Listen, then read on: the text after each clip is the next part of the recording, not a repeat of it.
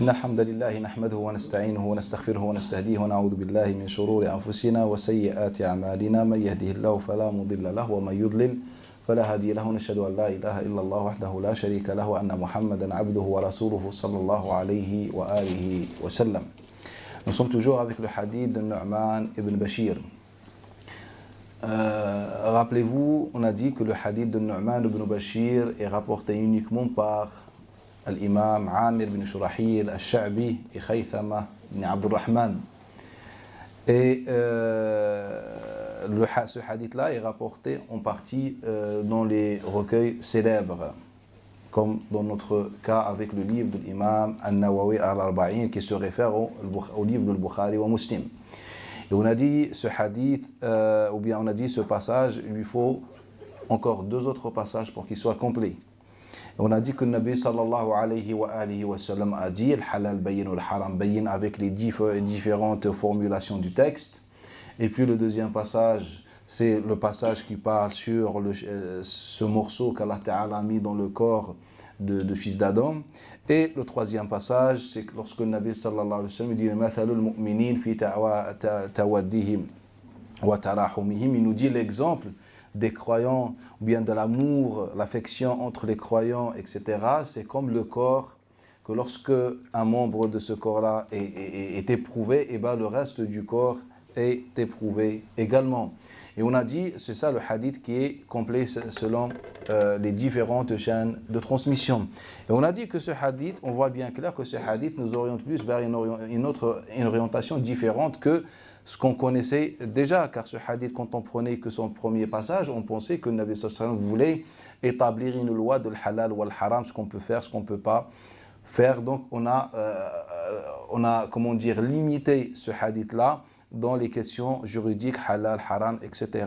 On a dit que le hadith il était venu pour autre chose, c'est pour parler du cœur saint et l'impact de ce cœur-là sur les actes, et surtout les actes par rapport, ou bien dans les relations sociales. C'est pour ça que le Nabi sallallahu alayhi wa sallam termine ce hadith-là par le passage dans lequel il parle de l'affection, de la fraternité, etc. entre les musulmans. Mais il reste quelques questions à aborder, ou bien il reste quelques questions importantes à aborder. Parmi ces questions-là, qu'est-ce que le cœur dans le Coran al-Karim, ou bien comment Allah Ta'ala a abordé la question du cœur par rapport aux croyants, sachant que cette question a été beaucoup abordée dans le Coran al-Karim. On trouve de nombreux versets coraniques qui parlent de al-qalb. Et donc Allah Ta'ala a parlé des deux cœurs, le cœur du croyant et le cœur de l'incroyant. Et Allah Ta'ala a parlé dans un ordre très précis du cœur.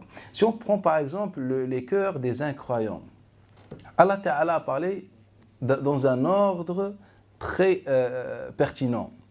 C'est que Allah Ta'ala, au premier temps, il nous a parlé il nous a parlé de certains signes du cœur malade, le cœur de l'incroyant. Puis Allah Ta'ala nous a parlé de ce que Allah Ta'ala a fait comme finalité. En fait, on trouve dans le Coran al-Karim deux choses. Un premier pas fait par l'homme et le deuxième pas fait par Allah Ta'ala. Je vais expliquer ce que ça veut dire, cette deuxième parole. Par exemple, si on prend quelques versets de comment Allah Ta'ala parle du cœur des incroyants. On trouve par exemple dans l'histoire de Moussa alayhi as-salat wa as-salam dans surat al-Baqarah. Lorsqu'Allah Ta'ala parle de Bani Israël, etc. Et à la fin il nous dit wa ushribu fi qulubihim al-ijla bi kufrihim. Allah Ta'ala utilise le verbe boire. Wa ushribu fi qulubihim al-ijla bi kufrihim. Allah Ta'ala il dit c'est dans le sens apparent, comme si les cœurs de Bani Israël ont bu le veau. Donc c'est l'expression utilisée dans le Coran al-Karim en arabe, qui veut dire que tellement l'amour pour le veau a pénétré dans le cœur, c'est comme si la personne est en train de boire, c'est-à-dire elle est envahie par l'amour du veau. Allah Ta'ala dans Surat Al-Imran, dans Surat Al-Imran, les premiers versets, lorsqu'Allah Ta'ala nous parle de l'ayat al-muhkamat wal-mutashabihat, il nous dit فَأَمَّا الَّذِينَ فِي قُلُوبِهِمْ زَيْغٌ فَيَتَّبِعُونَ مَا تَشَابَهَ مِنْهُ ابْتِغَاءَ الْفِتْنَةِ وَابْتِغَاءَ تَأْوِيلِهِ وَمَا يَعْلَمُ تَأْوِيلَهُ إِلَّا اللَّهُ. Il nous dit, par contre, ceux qui ont l'inclinaison, qui ont l'égarement dans leur cœur, ils cherchent les versets à équivoque. Ils cherchent les versets à équivoque. Si on prend ces deux versets, Allah Ta'ala parle de deux choses. La première chose concerne la relation avec les commandements d'Allah Ta'ala. Et la deuxième relation parle, ou bien le deuxième verset parle de la relation avec Allah Ta'ala. Premier verset nous parle des désirs et des tentations, l'amour porté pour le veau. Et le deuxième verset nous parle, Allah Ta'ala, de l'égarement. Donc si on peut, par rapport à ce verset, établir deux raisons de motifs, on dit que le cœur s'égare selon ces deux versets par rapport à deux motifs. Le premier, c'est un motif de la dunya, et le deuxième, c'est un motif d'égarement idéologique, de réflexion, etc. Donc, suite à une mauvaise réflexion, mauvaise pensée, etc., le cœur s'égare. Comment Allah Ta'ala a appelé ce cœur-là qui est égaré à cause de ces deux motifs? Allah Ta'ala, il nous dit وَزَادَهُمُ اللَّهُ مَرَضًا فِي قُلُوبِهِمْ مَرَضٌ. Allah Ta'ala dit dans leur cœur il y a une maladie, les premiers versets de Surat Al-Baqarah, et puis Allah Ta'ala leur a rajouté une maladie sur une maladie. Donc Allah Ta'ala il nous dit que la maladie qui existait déjà, c'est la maladie de dunya et la maladie de l'idéologie, et puis Allah Ta'ala leur a rajouté encore une maladie. Allah Ta'ala leur a rajouté encore une maladie. Mais si on prend un verset qui se trouve dans Surat Al-Ma'idah, prend un verset qui se trouve dans Surat Al-Ma'idah, c'est le verset 52. Allah Ta'ala, il nous parle de certains signes de ceux qui ont la maladie au cœur. Lorsque Nabi sallallahu alayhi wa sallam a appelé les gens à l'islam, il y avait des risques, il y avait des épreuves. Et bien, ceux qui avaient la maladie au cœur, ce qu'on appelait les hypocrites à l'époque, autrefois, Allah Ta'ala, il nous dit sur eux, yusari'una fihim.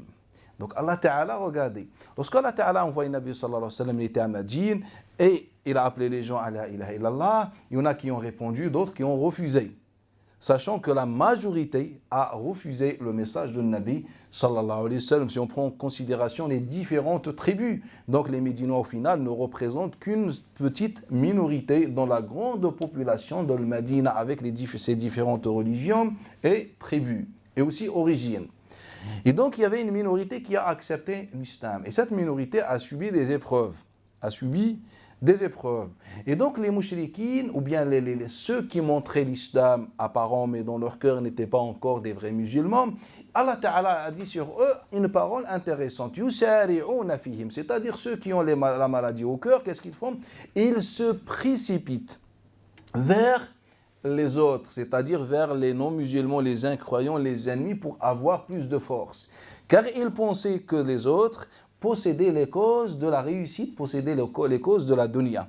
Posséder les causes de la dunya. Donc Allah Ta'ala, il a utilisé le verbe se précipiter. C'est-à-dire malgré qu'à la base sont des croyants, malgré à la base ils montrent la foi, mais en vérité leurs cœurs ne sont pas stables, leurs cœurs sont instables. Et c'est ça la différence entre le cœur d'un croyant et le cœur d'un incroyant. Si on veut faire un résumé, on dit tout simplement quoi? Que le cœur de l'incroyant est égaré par rapport de deux motifs. Le premier c'est la dunya et le deuxième c'est l'idéologie. Et la cause de cet égarement, de cette accessibilité à l'égarement, c'est tout simplement, c'est que l'incroyant, ce n'est pas un homme qui raisonne, ce n'est pas un homme qui réfléchit, ce n'est pas un homme qui se pose des questions, en fait, qui se précipite, qui court derrière les autres. Il a vu le pouvoir chez les autres, comme aujourd'hui la civilisation occidentale aujourd'hui est considérée comme un modèle, même pour les croyants, un modèle dans le côté positif et négatif. Et donc souvent ou bien le musulman d'aujourd'hui a tendance de suivre cette civilisation occidentale. Ce que certains croyants faisaient dans l'époque de Nabi sallallahu alayhi wa sallam, il se précipitait. Et donc, pour quelle raison? Car ce ne sont pas des gens qui réfléchissent. Même quand on prend le verset de Surat Al-Imran, ceux qui ont l'inclinaison au cœur, Allah Ta'ala, il dit quoi? Qui suivent les versets à équivoque. C'est-à-dire, ce ne sont pas des gens qui sont logiques, ce ne sont pas des gens qui réfléchissent, ce ne sont pas des gens qui sont exigeants. En fait, ils suivent. Alors, lorsque Allah Ta'ala a parlé des croyants, il a parlé autrement. Allah Ta'ala a parlé autrement. Allah Ta'ala, par exemple, il nous dit « Afalam yasiru » Allah Ta'ala nous dit أفلم يسيروا dans surat Al-Hajj أفلم يسيروا في الأرض فتكون لهم قلوب يعقلون بها أو أبصار يبصرون بها فإنها لا تعمل الأبصار ولكن تعمل القلوب التي في الصدور. Allah Ta'ala dans ce verset il nous dit en vérité le cœur dans le Coran Al-Karim, c'est cette chose qui nous pousse à réfléchir. C'est cette chose qui embrasse la foi et la croyance. Allah Ta'ala dans ce verset nous dit pourquoi il ne voyage pas afin d'avoir une raison pour réfléchir et des yeux pour méditer, pour regarder et méditer. Et il nous dit ce ne sont pas les yeux qui s'aveuglent, mais ce sont les cœurs qui s'aveuglent. Allah Ta'ala nous dit dans ce verset. Donc Allah Ta'ala il nous dit tout simplement que le cœur c'est la réflexion, le cœur, c'est la guidée, le cœur, c'est la clairvoyance. C'est comme ça que le Coran Al-Karim présente le cœur, sans rentrer dans les questions philosophiques, qu'est-ce que le cœur, la nature, etc. Mais nous, qui concerne dans le Coran Al-Karim, ou bien le message du Coran Al-Karim est un message aux croyants pour se rapprocher d'Allah Ta'ala et de vivre en apaisement et en sérénité, etc. Donc Allah Ta'ala, lorsqu'il parle du cœur, il nous dit, voilà, avec le cœur, on raisonne. Avec le cœur, on s'éloigne de l'égarement. Et donc, lorsque le cœur, comment dire, est suspendu, pourquoi? Car il suit aveuglément les autres, il ne réfléchit pas, etc. On est tenté par la dunya, comme le cas de Bani Israël. On est tenté par les égarements, les idéologies égarées, comme dans le cas de Surat Al-Imran. Alors qu'Allah Ta'ala, lorsqu'il parle des croyants, à chaque fois, il donne leurs qualités qui sont l'inverse de ce qu'Allah Ta'ala, lorsque Allah Ta'ala parle des incroyants. Au final, ceux qui s'inclinent à ces deux motifs-là, Allah Ta'ala, il dit « فَزَادَهُمُ marada » Allah Ta'ala leur rajoute encore de la maladie au cœur. Comment on appelle ça dans le Coran Al-Karim? Allah Ta'ala, il nous dit « كَلَّا بَرَّانَ عَلَى قُلُوبِهِمْ » Allah Ta'ala, il dit « خَتَمَ اللَّهُ عَلَى قُلُوبِهِمْ » Allah Ta'ala utilise le même sens avec des mots différents. Parfois, il nous dit « Ar-Ran », parfois, il nous dit « Al-Ghulf », parfois, il nous dit Al-Khatm, c'est-à-dire Allah a scellé leur cœur, c'est-à-dire que leurs cœurs sont voilés, c'est-à-dire qu'ils ne pourront plus jamais voir la vérité. Pourquoi? Car ils se sont inclinés à quoi? À la dunya et à suivre les autres sans réflexion. Et Allah Ta'ala, il nous dit aussi وَجَعَلْنَا قُلُوبَهُمْ قَاسِيَةً. Allah Ta'ala, ou bien nous avons endurci leur cœur. Et donc, lorsque Allah Ta'ala dit on leur a rajouté la maladie, ça veut dire deux choses. Qu'Allah Ta'ala établit un voile sur leur cœur, c'est-à-dire c'est une métaphore, c'est-à-dire à force de faire, rappelez-vous le hadith célèbre que lorsque le fils d'Adam commet un péché, Allah Ta'ala, ou bien un point noir se met dans le cœur, et plus il commet des péchés, plus il y a plus de points noirs jusqu'à ce que son cœur soit voilé. Donc c'est pour ça qu'Allah Ta'ala s'attaque à lui. Mais en vérité, ça vient de nous.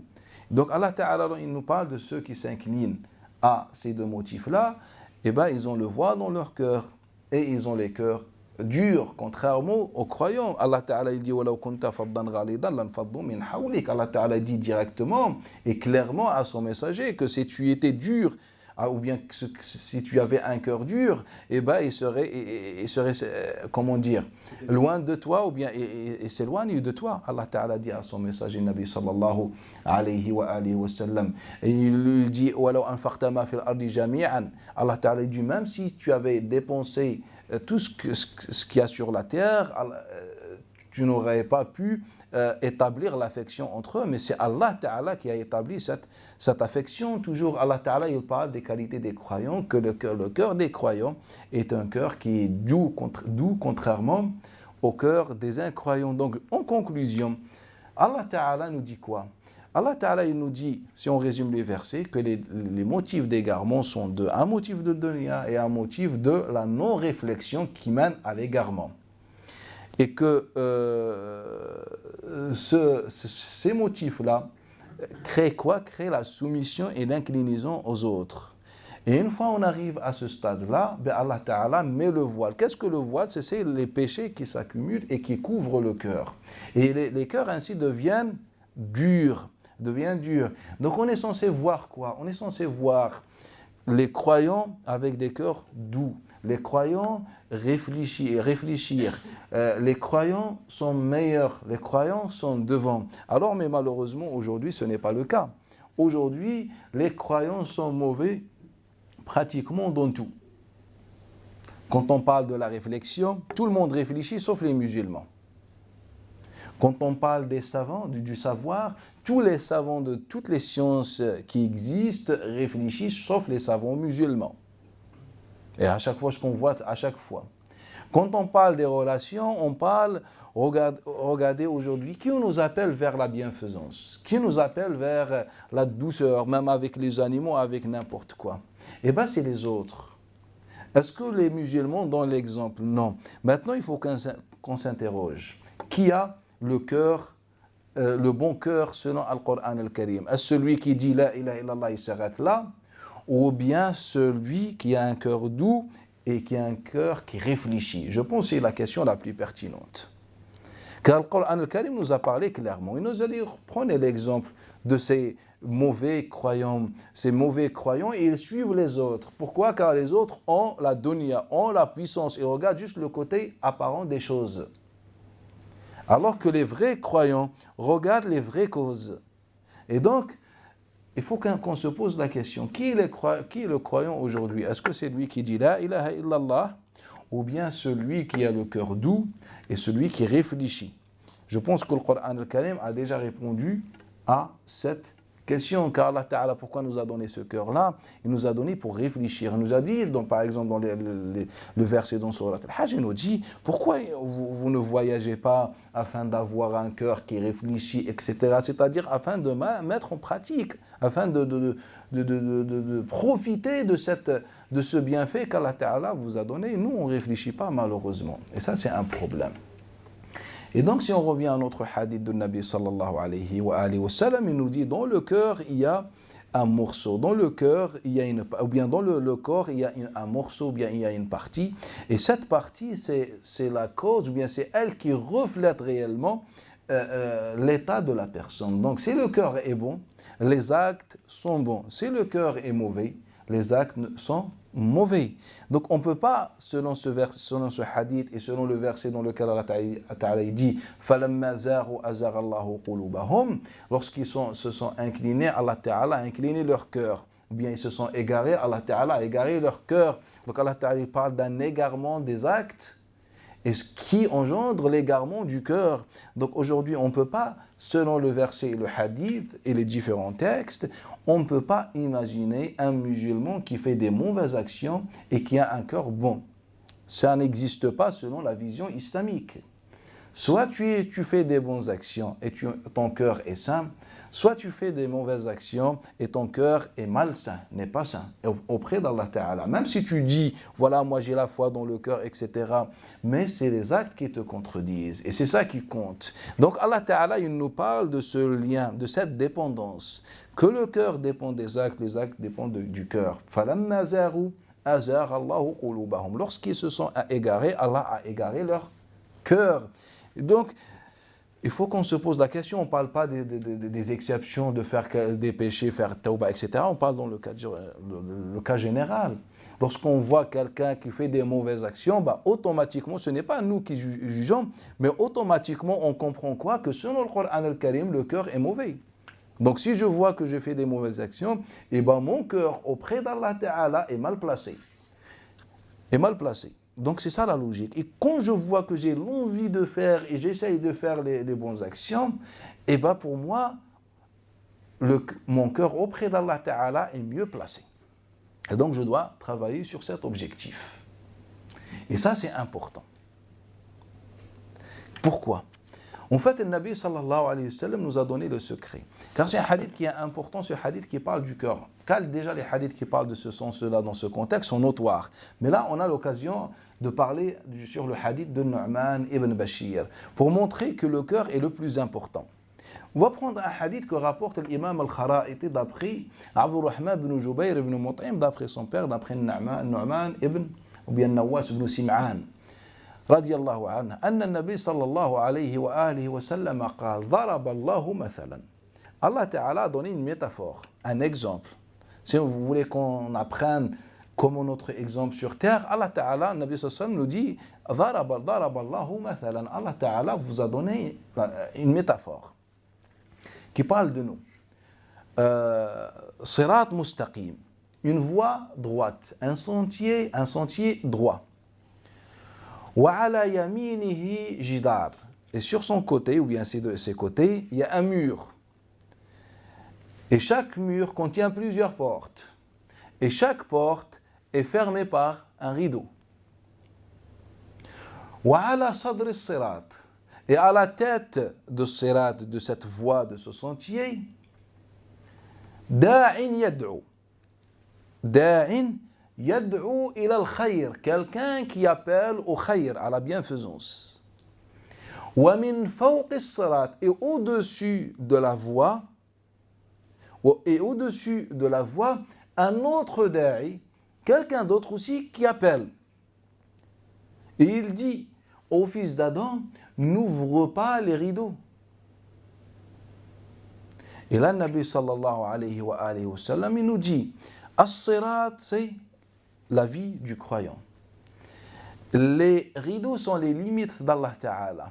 Les portes sont les péchés, maharimullah. Et celui qui appelle devant à la tête de cette voie, de cette route, c'est le Coran al-Karim, Kitabullah.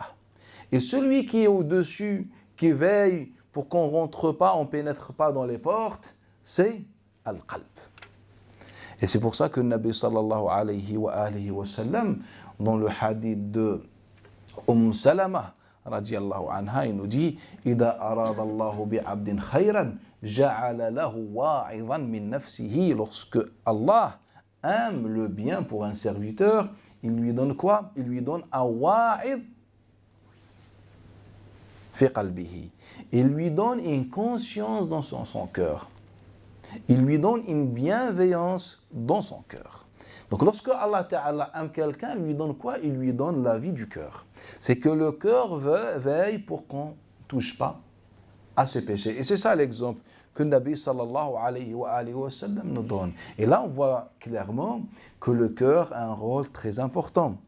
Le cœur a un rôle très important. Si on a un mauvais cœur, eh ben, personne ne va nous empêcher de pénétrer dans ces portes-là. Mais si on a un cœur bon et qu'on travaille pour que notre cœur devienne sain, eh ben notre cœur va devenir comme une conscience pour nous. À chaque fois on veut faire un péché, eh ben le cœur est là pour nous faire un rappel. C'est pour ça que le Nabi sallallahu alayhi wa sallam, il nous dit إِذَا أَرَادَ اللَّهُ بِعَبْدٍ خَيْرًا جَعَلَ لَهُ وَاعِدًا فِي قَلْبِهِ. Lorsque Allah Ta'ala veut le khayr pour un serviteur, il lui donne un wa'id dans son cœur, c'est-à-dire une bienveillance dans son cœur. C'est que son cœur devient une conscience pour lui. Et avec cette formulation, le Nabi sallallahu alayhi wa sallam a dit plusieurs paroles. Avec le premier passage, lorsque Allah aime le khayr pour quelqu'un, pour un serviteur, إِذَا أَرَادَ اللَّهُ بِعَبْدٍ خَيْرًا ibtalah, comme dans le hadith de Anas ibn Malik. Le hadith de Sinan al-Hadrami d'après Anas ibn Malik. Lorsque Allah Ta'ala aime le khayr pour un serviteur, il lui donne quoi? Ou bien il le met dans l'épreuve et l'éprouve. Et dans le hadith de Muhammad ibn Ka'b al-Quradi, il est rapporté également par Muawiyah ibn Abi Sufyan et d'autres, le Nabi sallallahu alayhi wa sallam dit إِذَا أَرَادَ اللَّهُ بِعَبْدٍ خَيْرًا. Lorsque Allah Ta'ala aime le khayr pour un serviteur, qu'est-ce qu'il lui fait? قَالْ يَبْتَلِيهِ. Dans une version يُصِيبُ مِنْهِ, c'est-à-dire il le touche par les épreuves. وَيُفَقِّهُ فِي الدِّينِ, et il l'enseigne. Quand on dit le fiqh, ce n'est pas le fiqh al-halal ou al-haram, mais comment faire la prière. Il ne parle pas de la jurisprudence. Al-fiqh, c'est la clairvoyance, c'est la connaissance, c'est le savoir, et toujours on revient vers où? Vers le cœur. Et donc le cœur est très important en islam. Mais la question la plus importante, comment adoucir notre cœur? Comment faire pour que notre cœur devienne un bon cœur ou bien un cœur saint? Pour que par la suite nos actes deviennent saints, comme le Nabi sallallahu alayhi wa sallam nous a dit. En fait, un homme dans l'époque de Nabi sallallahu alayhi wa sallam a posé cette question au prophète sallallahu alayhi wa sallam. Rappelez-vous, on est toujours avec le hadith de Nu'man ibn Bashir, qui nous parle du cœur, puis directement il nous parle de la relation entre les hommes. Un homme vient voir un Nabi sallallahu alayhi wa sallam, dit « Ya Rasulallah, inna bi qalbi qaswa » j'ai une dureté dans mon cœur est dur, Ya Rasulallah. فقال النبي صلى الله عليه وآله وسلم si tu veux éliminer ou adoucir ton cœur قال امسح على رأس اليتيم وأطعم المسكين. Si tu veux adoucir ton cœur, امسح على رأس اليتيم, caresse la tête de l'orphelin. وأطعم المسكين, et nourris le pauvre, le nécessiteux. Pourquoi le Nabi sallallahu alayhi wa sallam lui parle de l'orphelin et de l'miskin? En vérité, l'islam est une religion pratique, ce n'est pas des théories.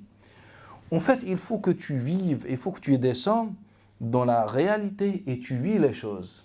Donc tu veux adoucir ton cœur, rapproche-toi de l'orphelin et du pauvre. C'est-à-dire quand il y a un contact, le contact crée quelque chose, crée une relation, une affection.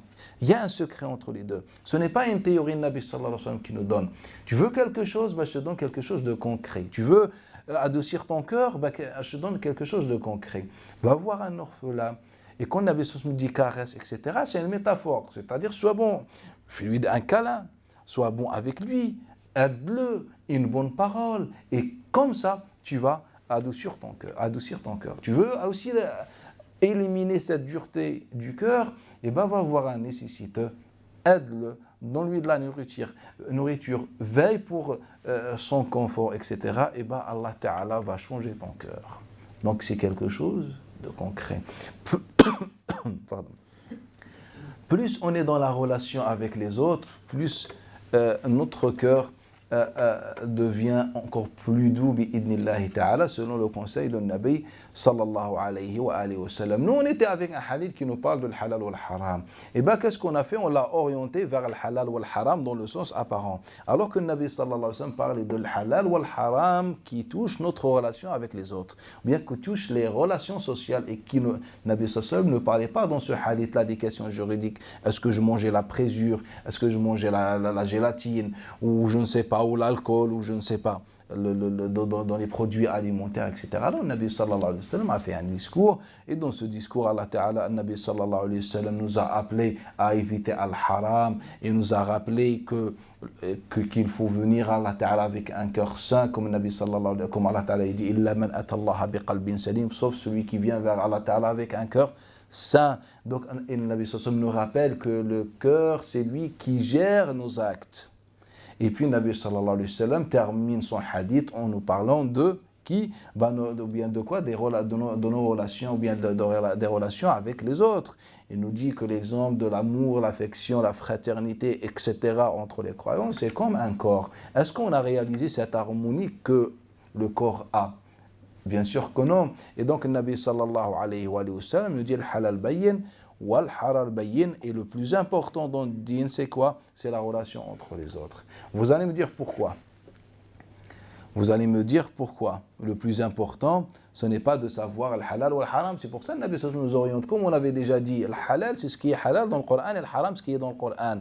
Le Nabi sallallahu alayhi wa sallam n'a rajouté aucun interdit sur le Coran al-Karim. Et je vous donne toute la vie à faire des recherches pour me trouver un texte dans lequel le Nabi sallallahu alayhi wa sallam interdit quelque chose qui n'est pas interdit dans Al-Qur'an al-Karim, comme j'ai déjà expliqué. Donc il nous dit quoi, le Nabi sallallahu alayhi wa sallam? Aux musulmans, le halal et le haram sont clairs. Il n'y a pas de polémique autour de le halal ou le haram. Les hadiths de Nabi sallallahu alayhi wa sallam nous expliquent que le halal, c'est ce qui est halal dans le Coran. Et déjà la version, rappelez-vous, la version l'une des versions qui nous parle de quoi? Al halal ma halallah wa al haram ma haram Allah. c'est-à-dire le halal, ce qu'Allah a rendu halal, et le haram, ce que Allah Ta'ala a rendu haram dans le même hadith. Et puis le hadith notoire, il nous explique que le halal et le haram, c'est ce qui est dans le Coran Al-Karim. Donc qu'est-ce que le Nabi sallallahu alayhi wa sallam nous dit tout simplement? Bah écoutez, le halal ou le haram est clair. Il y a des choses qui sont un peu ambiguës. Et le Nabi sallallahu alayhi wa sallam, toujours avec le hadith de Nu'man ibn Bashir, nous explique que ces choses ambiguës touchent les relations. Rappelez-vous du hadith de Amr ibn Shurah al-Shabi, d'après Nu'man ibn Bashir, le hadith qui parle de la bête, que celui qui laisse sa bête traîner dans la rue et qu'elle touche quelqu'un, cause nuit à la santé de quelqu'un, et ben il est garant. Et donc toujours le même hadith, Nabi sallallahu alayhi wa sallam, encore il nous donne un exemple pour qu'on n'ait pas une mauvaise orientation. Mais nous, qu'est-ce qu'on a dit? Qu'est-ce qu'on a fait? On a tourné le dos à ces hadiths-là, et on a dit non, en fait, le Nabi voulait parler de halal ou haram et l'objectif, et donc on a commencé de rentrer dans les détails, ça c'est haram, et on a rendu la moitié de la vie haram. Alors que le Nabi sallallahu alayhi wa sallam voulait nous dire tout simplement, il ne faut pas se prendre la tête avec le halal ou le haram. Le halal ou le haram est clair. Il y a des choses qui sont ambiguës, concernent quoi? Concernent les relations avec les hommes. Sinon, le halal ou le haram, Allah interdit quoi? Le porc, le riba, la bête morte, et l'alcool, etc. C'est ça les interdits dans le Coran Al-Karim. Le reste est autorisé. Donc pourquoi je me prends la tête avec la présure ou avec l'alcool dans les produits alimentaires ou je ne sais pas quoi. Donc le Nabi sallallahu alayhi wa sallam nous dit il ne faut pas se prendre la tête avec le halal haram. Le halal haram, c'est ce qui est dans le Coran Al-Karim.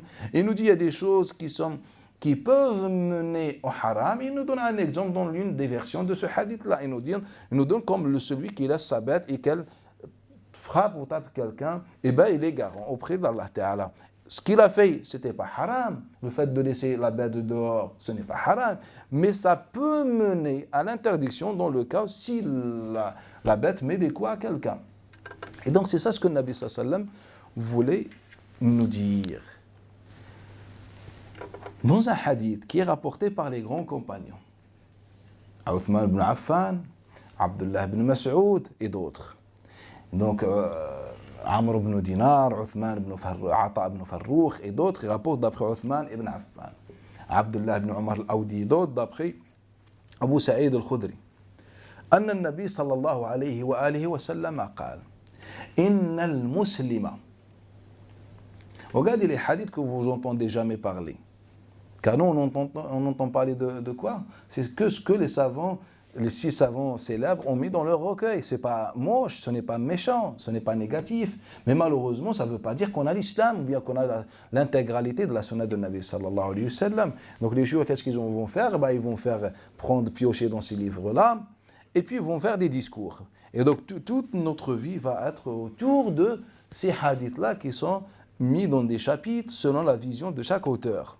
Et donc on va rester dans ça. Dans ce hadith-là, le Nabi sallallahu alayhi wa sallam dit Inna al-muslima. Certes que le musulman, al-musaddid, musaddid, c'est un mot que vous avez déjà entendu parler dans un hadith. Saddidu wa qaribu, le hadith qui est notoire. Saddidu wa qaribu, le juste milieu, il nous dit. Saddidu wa qaribu, on a parlé de ce hadith-là, même la fois passée, lorsqu'on a, je crois, parlé des loisirs en islam, on a commencé par ce hadith-là. Le juste milieu. Donc, Nabi sallallahu alayhi wa sallam, il nous dit Al-Muslim, Al-Musaddid. Qui c'est Al-Muslim, Al-Musaddid? Eh bien, c'est le musulman qui a des pratiques modestes, normales, qui essaye de faire ses obligations, qui essaye de s'éloigner des péchés qui sont dans le Coran Al-Karim. Donc, le musulman, Al-Musaddid, c'est-à-dire ce n'est pas celui qui fait beaucoup de sunnah, ou beaucoup de jeûnes, beaucoup de sadaqat, d'aumônes, beaucoup. En fait, c'est un musulman simple, comme tout le monde. Et bien, il nous dit, le Nabi sallallahu alayhi wa sallam, Inna al-muslim al-musaddid. Certes que le musulman al-musaddid, la yudriku darajat al-qawwam as-sawwam. Certes que le musulman normal, musaddid, atteint le degré de l'qawwam as-sawwam. C'est-à-dire celui qui fait beaucoup de qiyam al-layl, celui qui veille toutes les nuits, et celui qui veille tous les jours, ou bien qui jeûne tous les jours, c'est-à-dire celui qui fait les obligations, les sunnahs, qui fait tout. Beaucoup. Et donc le Nabi sallallahu alayhi wa sallam nous dit certes que le musulman simple atteint le degré de celui qui passe toute la vie à adorer Allah Ta'ala, faire des adorations, par quoi? Qala bidharibatihi. Et dans une version, par une chose. Deux choses, astaghfirullah. Husn al-khuluq, sa bonté. Deuxième, bid-dariba. Qu'est-ce que dariba? C'est la nature. Qu'est-ce que la nature? C'est la nature de chacun. Il faut que le musulman soit naturel avec tout le monde. Naturel avec tout le monde. Donc le Nabi sallallahu alayhi wa sallam nous dit, est-ce que le Nabi sallallahu alayhi wa sallam parle de sa tête? Non. Wa ma yantiq anil hawa in huwa illa wahyun yuha. Et bien notre bien-aimé Muhammad sallallahu alayhi wa sallam nous dit aux musulmans, car nous on a un problème aujourd'hui. On a le bon musulman, le moins bon, etc. C'est comme si tu veux prendre un avion. Il y a première classe, deuxième et troisième, ou je ne sais pas. Ben, c'est les gens, c'est comme ça. Alors qu'auprès d'Allah Ta'ala, on est tous pareils. Il n'y a pas de différence. Allah nous a tous créés. Et on a tous la même origine.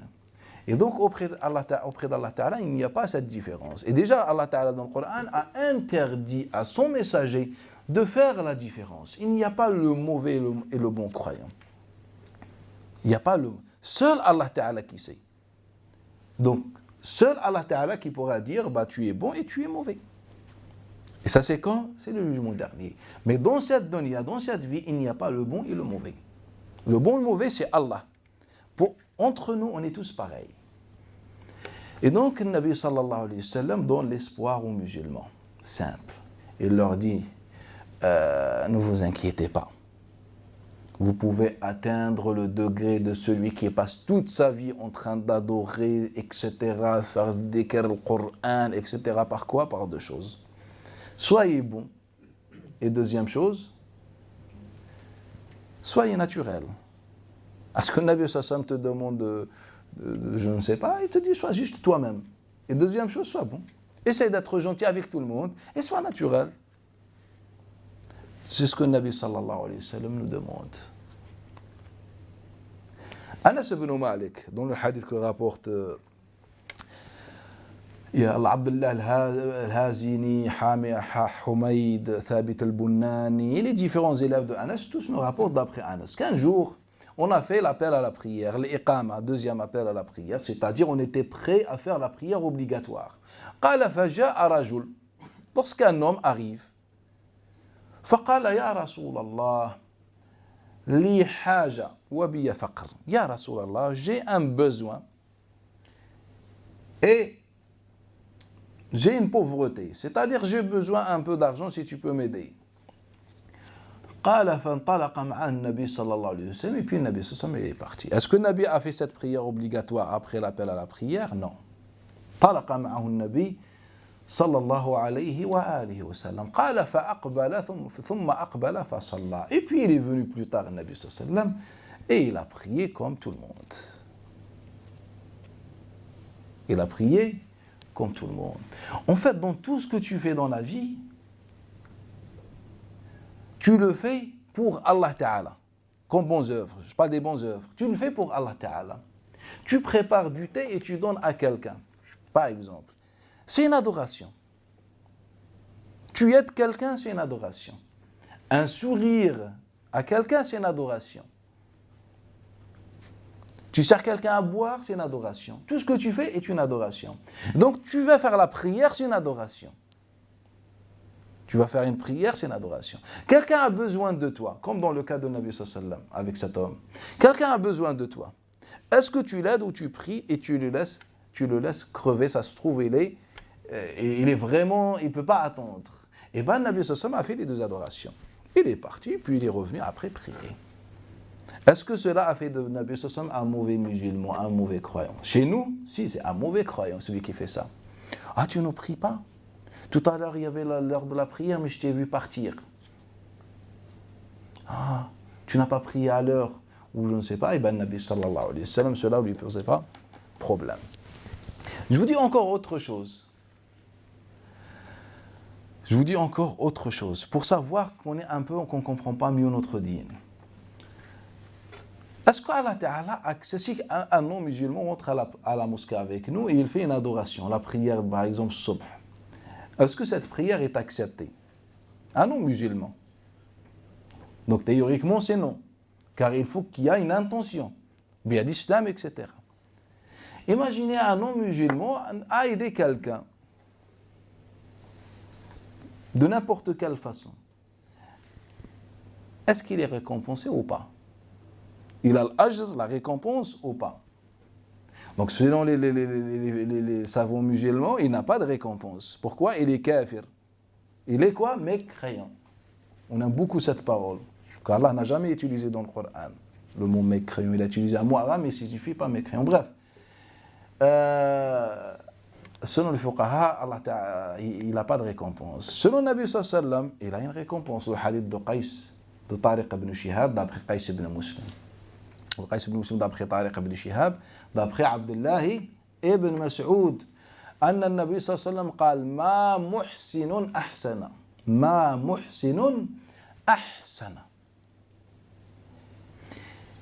Quiconque fait une bonne acte ou bien une bonne action, quiconque fait une bonne action, muslimun ou kafir, qu'il soit musulman ou non musulman, إلا أثابه الله تعالى بعاجل الدنيا وادخر له أجره في الأخرى. Donc quiconque fait une bonne action, qu'il soit musulman ou un non musulman, Allah Ta'ala lui donnera sa récompense dans la dunya avant al-akhirah. Et s'il n'a pas cette récompense dans la dunya, elle sera réservée pour lui le jugement dernier. فقالوا يا رسول الله. Ils ont dit ya Rasulallah, comment Allah Ta'ala va récompenser un non-musulman? Donc le Nabi sallallahu alayhi wa sallam nous dit dans la dunya. Comment Allah Ta'ala récompense un musulman dans la dunya? Soit il lui donne une baraka, soit il le préserve d'un mal, etc. Des différentes solutions. Et l'incroyant et le non-musulman, c'est la même chose. Et Nabi sallam dans le hadith, il dit فَإِذَا أَعْطَى صَدَقَةً, si le non-musulman donne une sadaqa ou dit une bonne parole, et puis il nous donne le hadith. Après, Nabi sallallahu alayhi wa sallam, il nous dit, ou bien il récite le verset dans lequel Allah Ta'ala parle de Fir'aun. Yawm al-Qiyamah, أدخلوا آل فرعون أشد العذاب. Faites entrer les alliés de Pharaon dans le adab le plus intense, dans le châtiment le plus intense. Qui veut dire quoi? Qui veut dire que les châtiments, ou bien le châtiment dans l'enfer a plusieurs degrés.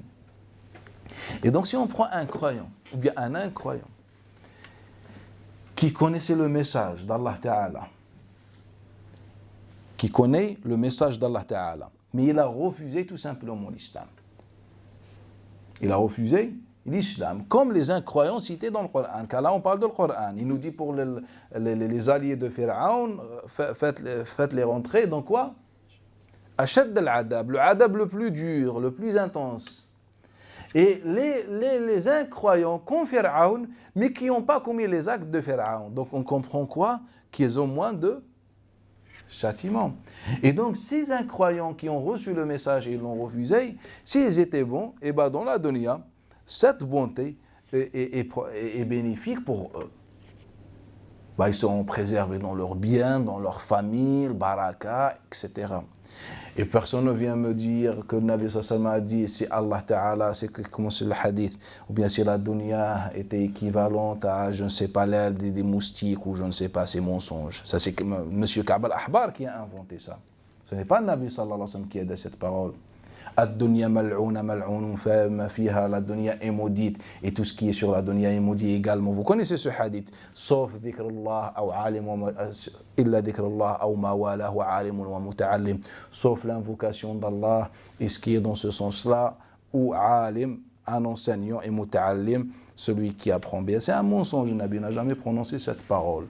Ou bien le hadith qui nous dit ad-dunya, la prison du croyant et le paradis de l'incroyant et le contraire. Ce n'est pas le Nabi sallallahu alayhi wa sallam qui a prononcé ça. Par Allah, le Nabi sallallahu alayhi wa sallam n'a jamais prononcé cette parole. Si vous trouvez un hadith qui maudit la... Je vous donne une règle pour vous raccourcir un peu le travail. Comme ça, vous ne prenez pas la tête, vous ne perdez pas votre temps avec Ça. Si vous trouvez un hadith qui maudit la dunya, qui, je ne sais pas, dans ce sens-là, de cette façon générale, eh bien c'est un mensonge. C'est un mensonge, sans qu'on rentre dans le détail. C'est un mensonge, comme le hadith qui dit la dunya viendra le jugement dernier à la forme d'une vieille dame, dans une version verte, moche. Vous connaissez ce hadith? On dit que avez-vous reconnu cette dame? Non. En fait, c'est la dunya, on leur dit au jugement dernier. En fait, c'est la dunya après avoir retiré sa beauté ou je ne sais pas, ou son apparence. C'est un mensonge. Nabi n'a jamais prononcé ça. Ça ne veut pas dire que l'objectif du croyant, c'est le dunya. En fait, le croyant, il vit pour Allah. Et Allah Ta'ala t'a dit deux choses. Rabbana atina fid dunya hasana wa fil akhirah hasana. Ô notre Seigneur, donne-nous dans le dunya in hasana et dans l'akhirah in hasana.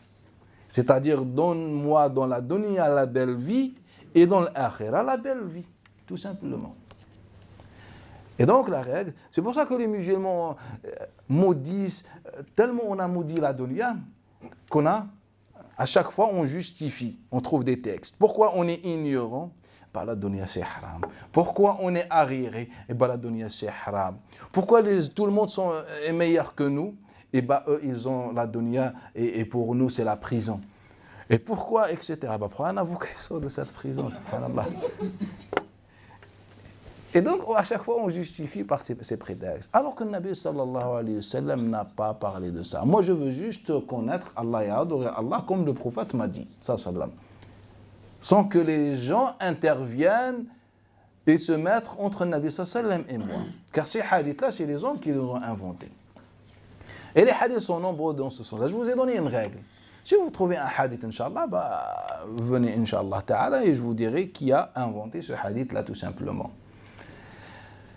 Et donc, un Nabi sallallahu alayhi wa sallam nous dit que l'homme de l'khayr, qu'il soit musulman ou non musulman, bah, il est mieux placé, bien placé auprès d'Allah Ta'ala. C'est le Nabi sallallahu alayhi wa sallam qui dit. C'est un Nabi sallallahu alayhi wa sallam qui dit. Et maintenant, comment faire?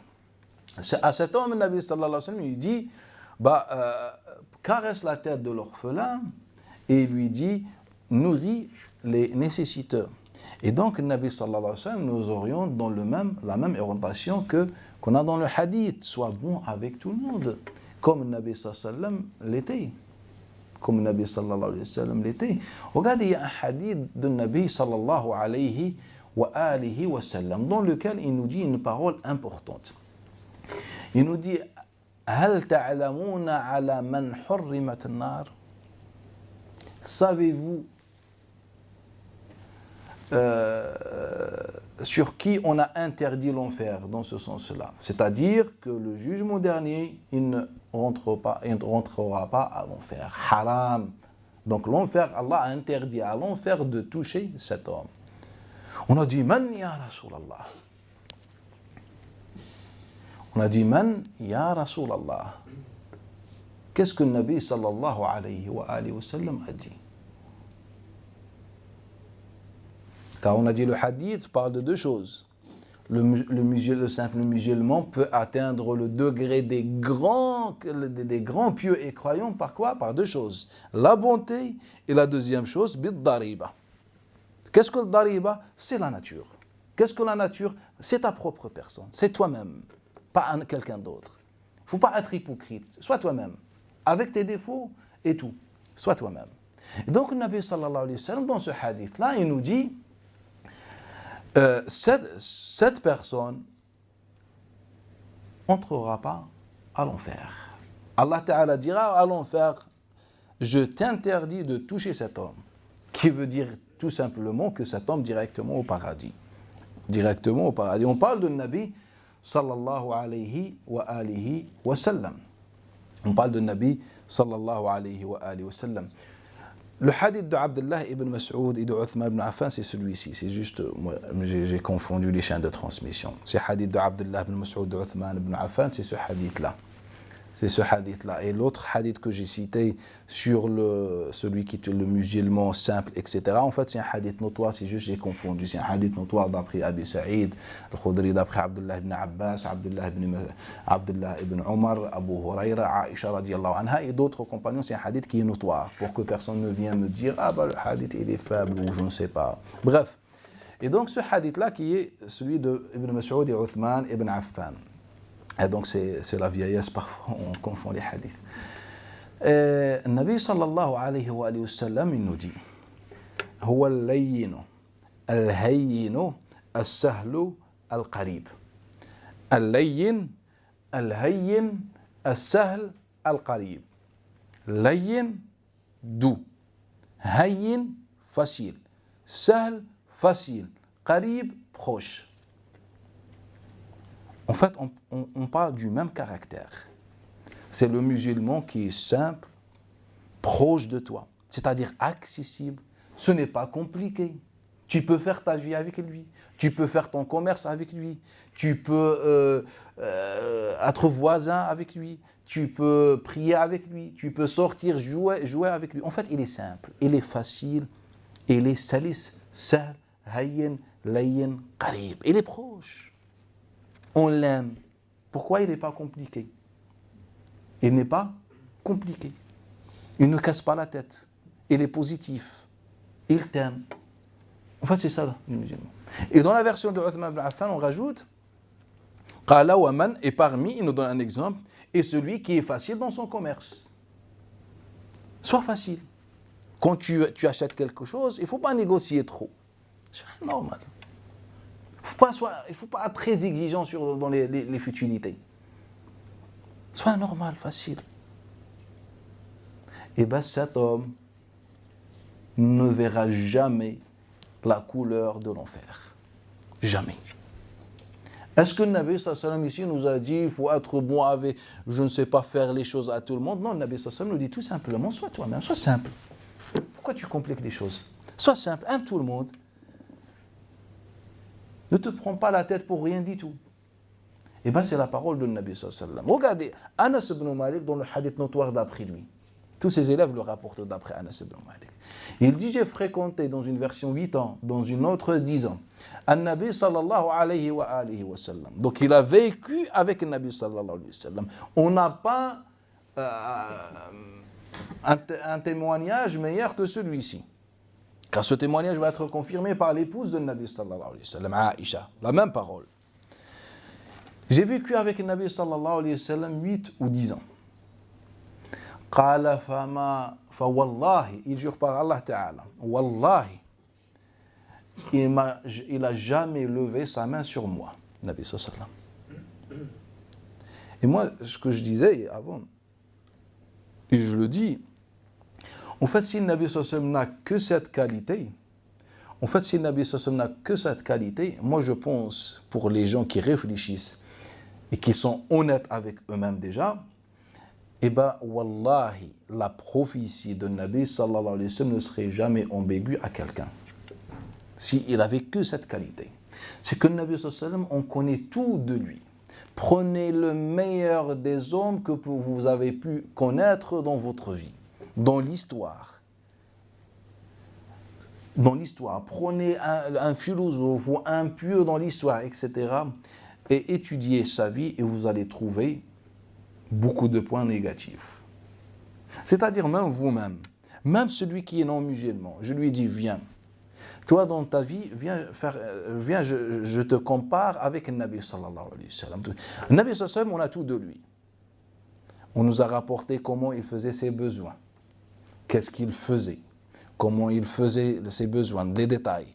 Ils nous ont raconté ce qu'il faisait avec ses femmes, comment il mangeait, comment il dormait, comment il faisait même son rapport, certains détails qui sont utiles pour nous. Ils nous ont rapporté pratiquement tout. Est-ce que vous ignorez quelque chose de la vie de Nabi sallallahu alayhi wa sallam? Comment il était avec les compagnons, avec les ennemis, les voisins, les proches, les éloignés, avec tout le monde. Mais dans sa vie, on ne voit que des choses, masha'Allah, merveilleuses. Et je pense que c'est la preuve qu'on ne peut pas réfuter. que Muhammad sallallahu alayhi wa sallam était bien messager. Car un être humain ne peut pas être complet dans tous ses détails. Et si quelqu'un nous dit non, ben je lui dis barakallahu fik. Tu peux me donner le numéro de téléphone de ta femme, comme ça je l'appelle, pour apprendre ce que tu fais chez toi. Ou de ta mère, ou de ta sœur, ou ton frère, ou ton fils, ou ton patron, ton collègue du travail. S'ils vont livrer le même témoignage, que tu es masha'Allah partout, eh bien on est incapable. Car on sait qu'on est faible, on sait qu'on est des humains, qu'on a beaucoup de défauts, tout simplement. Mais Nabi sallallahu alayhi wa sallam, aucun problème, vous avez le numéro de téléphone de Aïcha. Prenez les requêtes du hadith, vous avez le numéro de téléphone de Abu Rafi', de Anas ibn Malik, de Safina, les servants de Nabi qui étaient proches de Nabi sallallahu alayhi wa sallam. Bref, on a tout sur Nabi sallallahu alayhi wa sallam, mais on a trouvé Nabi sallallahu alayhi wa sallam un nom parfait. Et donc, Anas ibn Malik nous dit, il n'a jamais levé ses mains sur moi. Et regardez ce qu'il va dire. قال وما قال لي وما قال لشيء فعلته لما فعلت. Et il m'a jamais dit sur une chose que j'ai fait, pourquoi tu l'as faite. Et une chose que je n'ai pas faite, pourquoi tu n'as pas faite. C'est-à-dire que le Nabi sallallahu alayhi wa sallam était très facile. Est-ce que quelqu'un parmi nous, qu'on est les musulmans, les non-musulmans, peut avoir cette qualité? Regarde-toi avec ta femme déjà.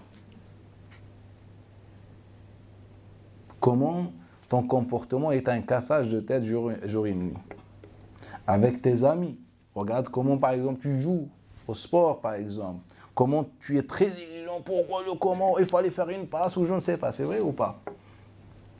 Dans la mosquée, quand tu rentres à la mosquée, il fallait faire l'aspirateur ici, regardez, là, ils ont laissé des trucs comme ça, il y a ça, il est mal placé, ils n'ont pas réglé ça, regardez, etc. Il fallait mettre comme ça, c'est vrai ou pas? Partout, on est comme ça. Un Nabi sallallahu alayhi wa sallam avec quelqu'un avec qui il a vécu 10 années, aucune remarque, 0% remarque. 0% remarque. Prenez l'exemple que vous connaissez, l'exemple du bédouin qui a uriné dans la mosquée. Qu'est-ce que les compagnons ont voulu faire? Ils ont commencé à crier, etc. Et qu'est-ce que le Nabi sallallahu alayhi wa sallam leur a dit? Est-ce que le Nabi sallallahu alayhi wa sallam a fait comme les compagnons? Mais pourquoi tu as fait ça? Mais il fallait faire comme ça. Mais tu sais pas, c'est une mosquée, c'est propre. Est-ce que chez toi tu fais ça? Est-ce que le Nabi sallallahu alayhi wa sallam a fait comme les compagnons? C'est un exemple concret. Tous les compagnons se sont levés. Tous les compagnons ont crié, ceux qui étaient présents ce jour-là. Sauf un Nabi sallallahu alayhi wa sallam. Un autre exemple. Et quand un Nabi sallallahu alayhi wa sallam leur a dit, on vous a envoyé pour rendre les choses faciles et non difficiles. Qui a nettoyé? Car le Nabi sallallahu alayhi wa sallam leur a dit, ahriqu alayhi dhanuban min ma. Mettez un peu d'eau sur l'urine ou lavez-le. Mais qui a lavé? C'est le Nabi sallallahu alayhi wa sallam. A devancé tout le monde. Car le Nabi sallallahu alayhi wa sallam reprend les compagnons et leur donne le conseil et leur donne ce qu'ils doivent faire, la solution. Mais qui fait les choses? Eh bien, c'est le Nabi sallallahu alayhi wa sallam. Car Anas ibn Malik nous dit que le Nabi sallallahu alayhi wa sallam s'est précipité, il a pris un seau d'eau, il a nettoyé. Qui est meilleur que le Nabi sallallahu alayhi wa sallam? Eh bien, le Nabi, il était simple, accessible. Ya akhi, pourquoi tu reproches et tu passes toute ta vie à faire ça? Fais-toi les choses. Fais-toi les choses. Ya akhi, tu as remarqué que quelqu'un n'a pas bien fait une chose? Barakallahu fik. C'est l'occasion pour que tu te rapproches d'Allah Ta'ala. C'est là où tu peux rentrer au paradis. C'est la vision de Nabi sallallahu alayhi wa sallam, il était facile. Muhammad ibn al-Munkadir, d'après Jabir ibn Abdullah, il nous dit Ma ra'aytu ashala min Rasulullah sallam. Il était étonné. Il a dit, je n'ai jamais vu quelqu'un aussi facile que le Nabi sallallahu alayhi wa sallam. Ma sa'alathu zawjatuhu shay'an illa. Jamais vu sa femme lui demander quelque chose et il a dit non. Et regardez les demandes des femmes. une épouse, qu'est-ce qu'elle peut demander dans la vie? Et bien Jabir ibn Abdullah, qui était proche de Nabi sallallahu alayhi wa sallam, dit jamais Nabi sallallahu alayhi wa sallam a prononcé le mot non. Il ne le connaissait pas. Dans le dictionnaire de Nabi sallallahu alayhi wa sallam et son vocabulaire, ça n'existait pas. Le mot la, non, ça n'existe pas. Elle était facile, accessible. Amra bint Abdurrahman, elle demande, une femme interroge Aïcha. كيف كان رسول الله صلى الله عليه وسلم؟ Comment il était le Nabi صلى الله عليه وسلم avec vous? قالت كما يكون الرجل من رجالكم. C'est comme l'homme parmi vos hommes. En fait, il est comme tout le monde, sauf. Dans tout, il est comme tout le monde. Il mange, il dort, et il est tout ça, il fait comme tout le monde, sauf. كان أكرم الناس. Il était le plus généreux des hommes. Mais qu'est-ce que la générosité dans ce hadith-là? Elle va nous expliquer. Ce n'est pas l'argent. كان ضحاكا بساما. كان ضحاكا بساما. Il plaisantait beaucoup. ضحاكا, pour insister. Elle n'a pas dit il rigolait. Il plaisantait, il rigolait souvent. Bassama, c'est-à-dire on ne voit jamais son visage fermé, toujours souriant, toujours il souriait à nous dire Aïcha radiallahu anha. Donc le Nabi sallallahu alayhi wa sallam était comment? Il était comme nous. Il mange, il dort, il fait ses ablutions, il se lave, etc. Comme tout le monde, sauf qu'il est meilleur, il est plus généreux que nous. Il plaisante beaucoup et il sourit beaucoup. Et nous, on fait les gens sérieux. Nous, on n'est rien du tout et on fait les gens sérieux. Alors qu'on n'est rien du tout. Moi, c'est comme ça, il faut me respecter, moi, je suis comme ça. Comment tu es comme ça? Muhammad sallallahu alayhi wa sallam passait la majorité de son temps à plaisanter, à sourire, etc. Et toi, tu me dis, moi, je suis sérieux. À tel point que les compagnons, comme le hadith qu'on a déjà vu, de Al-Maqbouri d'après Abu Hurayra et les autres, on a interrogé, Ya Rasulallah. Tellement le Nabi sallallahu alayhi wa sallam plaisante, Ya Rasulallah. Tu mazihuna, c'est-à-dire tu plaisantes trop, Ya Rasulallah, beaucoup. Il pensait que c'était Qan'am. Sauf que je ne dis que la vérité. Je ne mens pas. Je plaisante. Je ne mens pas. Et donc, le Nabi sallallahu alayhi wa sallam était quoi? Était comment? Était facile. Donc, le Nabi sallallahu alayhi wa sallam nous dit, si vous voulez être meilleur, ou bien atteindre le degré, et même meilleur, pourquoi pas, que celui qui adore, qui veille la nuit et jeûne le jour, et bien tout simplement, soyez vous-même et soyez bon avec les autres. Le Nabi sallallahu alayhi wa sallam ne demande pas des choses impossibles ou des choses compliquées. Le Nabi sallallahu alayhi wa sallam souriait. Nabi sallallahu alayhi wa sallam était gentil, était doux avec tout le monde. Donc la première chose pour adoucir le cœur, pour que notre cœur soit doux comme celui de Nabi sallallahu alayhi wa sallam, on essaye d'être nous-mêmes et d'être bon avec les autres. Et il ne faut jamais fermer les portes. Il ne faut jamais fermer les portes. Car les portes de l'khair sont tellement nombreuses. Personne ne pourra venir le jugement dernier et dire « Ya Allah Ta'ala, en fait, moi, je n'avais pas les moyens pour faire le khayr, ou je ne pouvais pas. » Quand on lui dit « Avant toi, il y a Abu Dharr al-Ghifari qui a posé la question au prophète sallallahu alayhi wa sallam, le hadith d'Abi Amran al-Jawni, d'après Abdullah ibn Samit, d'après Abi Dharr al-Ghifari. Il dit « Ya Rasulallah » il lui a dit « Ayyul afdal, ayyul a'mal afdal » quelle est la meilleure des actions, Ya Rasulallah. Donc, le Nabi sallallahu alayhi wa sallam lui cite une. Et il lui dit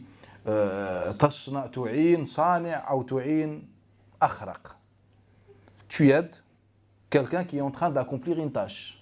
Quelqu'un qui est en train de faire une chose, tu l'aides. En train de pousser une voiture, tu pousses avec lui. En train de soulever quelqu'un, tu soulèves avec lui, etc. Quelqu'un qui est en train de faire une chose. Quelqu'un qui est un peu bien enfant, quelqu'un qui est vieux, quelqu'un qui ce n'est pas sa maîtrise, il ne maîtrise pas la chose, il ne sait pas comment faire. C'est une métaphore. Quelqu'un qui ne sait pas faire une chose. Et bien qu'est-ce que tu fais? Tu fais pour lui. Quelqu'un il est en train de réparer une voiture et toi tu sais un petit peu, bah tu l'aides. À mettre un roue, bah tu l'aides. Toi tu sais comment faire, bah tu l'aides. Il a dit, Ya Rasulallah, mais moi si je peux pas faire ça. Imagine, je ne peux pas faire ça. Abu Dharr pense à nous. Sinon, pour nous, c'est difficile ou impossible d'aider quelqu'un ou bien de montrer à quelqu'un comment faire. Qu'est-ce que le Nabi sallallahu alayhi wa sallam va lui dire? Il lui a dit, quand tu fais une soupe à la maison, rajoute beaucoup plus d'eau. Mais plus d'eau. Tu veux faire une soupe pour 2 personnes, et bien rajoute beaucoup plus d'eau, pour que ça soit suffisante pour 4 ou 5 personnes par exemple. Est-ce que c'est difficile? De l'eau est gratuite. Bah tu rajoutes. Et si tu ne peux pas faire ça non plus, et bien le Nabi sallallahu alayhi wa sallam lui dit An taqiya an-nasa sharrak fahiya sadaqatun lak. Que tu préserves les gens du mal qui peut venir de toi, et ceci est considéré comme une aumône pour toi. Donc tu peux rien faire, eh bien fais pas de mal. Tu peux rien faire du bien, fais pas de mal. Et c'est quoi ça? C'est une aumône pour toi. Et donc tous, on est en mesure de faire des bons actes. Sauf qu'on ne veut pas.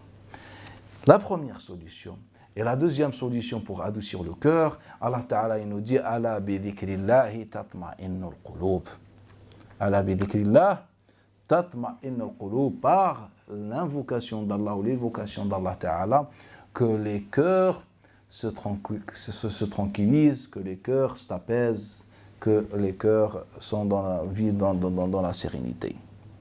Par l'évocation d'Allah Ta'ala. On rapporte, mais tous, peut-être on récite le Coran al-Karim, tous on fait al-dhikr, mais parfois on ne sent pas un changement dans le cœur. Au fait, il y a 2 problèmes. Le premier problème, ce qu'on vient de voir, si tu récites le Coran et tu fais beaucoup d'invocations, mais tu es mauvais avec tout le monde, ça ne va pas changer grand-chose. Car Allah Ta'ala, qu'est-ce qu'il a dit? Allah Ta'ala a dit Khatam Allahu ala qulubihim, Allah a scellé leur cœur. Il a dit deuxième chose, Ja'alna qulubahum qasiyah, nous avons endurci leur cœur. Et donc il y a 2 problèmes. Il faut travailler pour que le cœur soit doux, et il faut travailler pour que le cœur soit tranquillisé, en sérénité, etc. Donc il faut faire les 2 choses. Il faut invoquer Allah Ta'ala, ala bi dhikrillahi tatma'innu al-qulub. Ala bi dhikrillahi tatma'innu al-qulub. Un cheikh, on rapporte qu'un cheikh a appris que l'un de ses élèves récitait le Coran al-Karim. Récitait le Coran al-Karim entièrement. Et son cheikh lui a dit un jour, quand tu récites le Coran al-Karim, fais comme si je suis face à toi, en train de te surveiller. Il l'a fait. Le lendemain, il lui a dit, Ya Cheikh, ma qadirtu illa ala ashrati ajza. Je n'ai pu lire ou réciter que 10 juz, c'est-à-dire 1/3 du Coran al-Karim. Et il lui a dit, donc la prochaine fois, fais comme si tu récites au prophète sallallahu alayhi wa sallam, que le prophète est face à toi et tu es en train de réciter pour le Nabi sallallahu alayhi wa sallam. Et donc il l'a fait. Et donc le deuxième jour, il lui dit, Ah Cheikh, je n'ai pu réciter que quelques sourates. Quelques sourates, un juste. Et après, il lui dit, le cheikh, il lui dit, la prochaine fois, quand tu récites, fais comme si tu récites pour Allah Ta'ala. Maintenant, mets Allah Ta'ala entre tes yeux et récite. Et donc, il revient et dit, Ya cheikh, par Allah, j'ai passé toute la nuit avec Surat al-Fatiha. Car nous, quand on récite quoi? Le Coran al-Karim, est-ce qu'on est conscient qu'il s'agit de la parole d'Allah? Non. On n'est pas conscient qu'il s'agit de la parole d'Allah. Car si on est conscient qu'il s'agit de la parole d'Allah, on reste un moment dans la récitation du Coran al-Karim. Il ne faut pas se prendre la tête ou bien se référer aux récits qui disent qu'il y avait des salafs qui récitent le Coran al-Karim entièrement dans une seule nuit ou dans une, etc., etc. On sait que ce n'est pas vrai. Et si c'était vrai, ils n'étaient pas dans la sunna de Nabi sallallahu alayhi wa sallam. Ils n'étaient pas dans la sunna de Nabi sallallahu alayhi wa sallam. Car Allah Ta'ala nous dit quoi? Afala yatadabbaruna al-Qur'an am ala qulubin aqfaluha. Qufl, c'est le cadenas. Aqfaluha. Le qufl, c'est quoi? C'est le cadenas. Il nous dit quoi, Allah Ta'ala? Afala yatadabbaruna al-Qur'an. Pourquoi ils ne méditent pas dans le Coran? Ou bien leurs cœurs sont scellés. Et donc, qui ne peut pas méditer al-Qur'an al-Karim? La conclusion, celui qui n'a pas de cœur, ou bien son cœur est mort, est voilé. Donc, si tu vois que ton cœur, que tu n'arrives pas à méditer, tu n'arrives pas à prendre un moment avec le Coran al-Karim, etc., sache que ton cœur est voilé. Et si tu veux que ton cœur se dévoile, il faut que tu fasses al-mujahada, car en islam, il n'y a pas de secret. C'est ça ce que les incroyants ont rejeté dans l'islam, car ils étaient habitués à la facilité. Dormir, etc. Et la facilité provoque quoi? Engendre quoi? L'injustice, etc. Avec toutes les... C'est ça. Gagner l'argent facile, soit agresser les gens, voler, violer, etc. L'islam est venu, il leur a proposé quoi? Al-Mujahada. Rappelez-vous du hadith de Amr ibn Malik al-Nukri, d'après Fadal ibn Ubayd, أن النبي صلى الله عليه وآله وسلم قال المجاهد من جاهد نفسه والعاجز من أتبع نفسه هواها وتمنى على الله. المجاهد, le vrai mujahid, eh bien c'est bien celui qui fait le jihad contre soi-même. Barakallahu fik. Et l'ajiz, l'incapable, le faible, celui qui fait quoi? Qui suit ses passions, qui s'incline, c'est bon. Il a baissé les bras, il s'incline comme ceux qui se sont inclinés à quoi? À la dunya et aux égarements, aux idéologies égarées, car ils ne réfléchissaient pas. Donc il n'y a pas de secret en islam. Allah Ta'ala nous propose deux voies. La voie de la bonté, et la deuxième voie, c'est la voie du Coran, de la prière, etc. Mais il faut que vous sachiez que cela nécessite un effort. Et après, Allah Ta'ala nous parle de deux problèmes. Rappelez-vous par quoi on a commencé cette assise, par deux choses. Un cœur qui est incliné, soumis à la dunya. Allah Ta'ala dit « Wala ta'adu » que tes yeux ne se détachent pas d'eux en regardant les parures de la dunya, donc la dunya. Et la deuxième chose, wala tuti' man aghfalna qalbahu an dhikrillah. Et n'obéis pas à celui dont le cœur a été inattentif à notre rappel. Donc la deuxième chose, c'est l'égarement, les idées qui viennent de chez les autres, les idéologies, etc. Donc Allah Ta'ala, il nous dit tout simplement, il faut que vous fassiez un djihad, et le grand djihad, c'est le djihad contre toi, contre toi-même. Et je m'arrête ici, Inch'Allah, si vous avez des choses à rajouter, bismillah.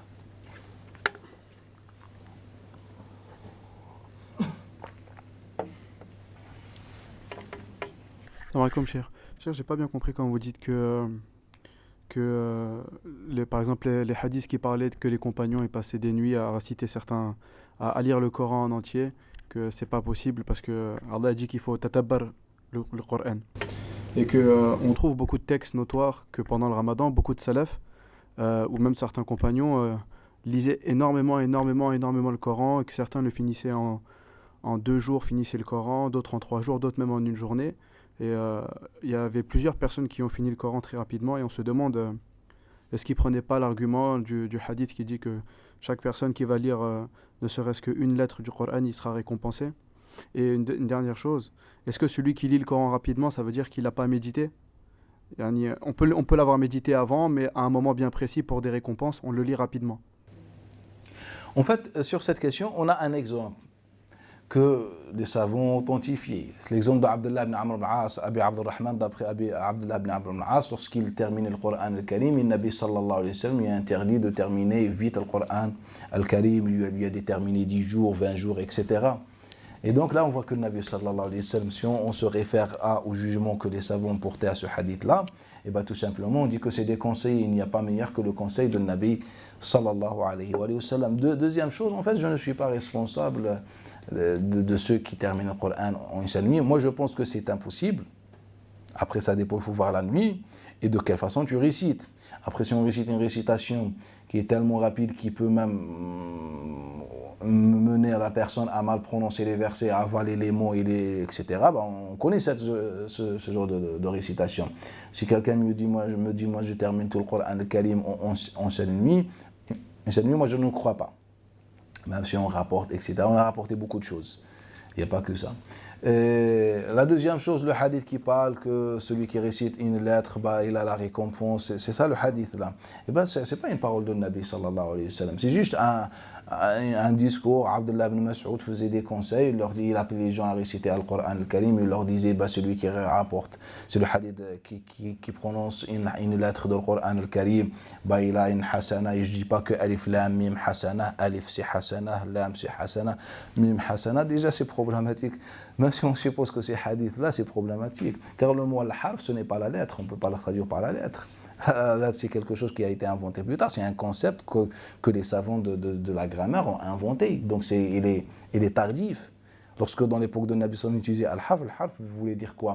Vous voulez dire la façon, vous voulez dire l'expression, le passage, etc.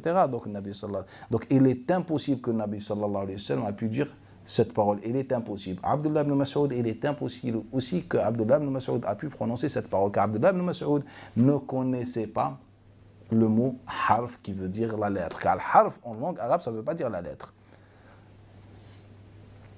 Un siècle et demi après la mort de Nabi sallallahu alayhi wa sallam, où les savants ont utilisé la première fois dans l'histoire le mot harf pour parler de la lettre. C'est la première fois. Environ un siècle et demi. Abdullah ibn Mas'ud, lorsqu'il dit harf, et après il nous dit alif harf, lam harf, c'est impossible. En fait, c'est Abu al-Ahwas qui a rapporté ça d'après Abdullah ibn Mas'ud. Mais en réalité, qui a formulé déjà cette parole? Donc, déjà, chez les savants du hadith, la vie majoritaire dit que ce n'est pas une parole prophétique, c'est une parole de Abdullah ibn Mas'ud, et Abu al-Ahwas, souvent, se tromper, il attribuait des paroles d'Ibn Mas'ud au prophète sallallahu alayhi wa sallam, et cela est très très très connu. Reprenez l'exemple du hadith de la bid'a qui est rapporté d'après Abdullah ibn Mas'ud. Abu al-Ahwas se trompe, Abu Moussa d'après Abu Ishaq, d'après Abu al-Ahwas, d'après Ibn Mas'ud, il dit d'après le prophète sallallahu alayhi wa sallam, mais il s'est trompé ici sans divergence. Et donc, ce n'est pas la parole de Nabi sallallahu alayhi wa sallam. Maintenant, on est sûr que ça vient de Abdullah ibn Mas'ud, mais la question que les savants ne se sont pas posée, est-ce que Abdullah ibn Mas'ud a pu prononcer cette parole? Il est impossible, car la parole, la manière dont elle est prononcée, ne peut pas être celle de Abdullah ibn Mas'ud. C'est comme si aujourd'hui, j'utilise une langue qui n'est pas encore apparue, qui va apparaître dans un siècle ou deux. C'est impossible, sauf si je suis messager, j'ai une révélation. Alors que ce n'est pas le cas de Abdullah ibn Mas'ud. Et donc c'est tout simplement, c'est un élève à lui qui a formulé la phrase, qui a donc au final prononcé cette formulation de cette façon. Allah Ta'ala, mais Allah Ta'ala est clair dans le Coran al-Karim. De toute façon, on n'a pas besoin de ce que un tel a fait ou un tel a fait. Allah Ta'ala dit Afala yatadabbaruna al-Qur'an. Combien de fois appelle le Coran les gens à méditer?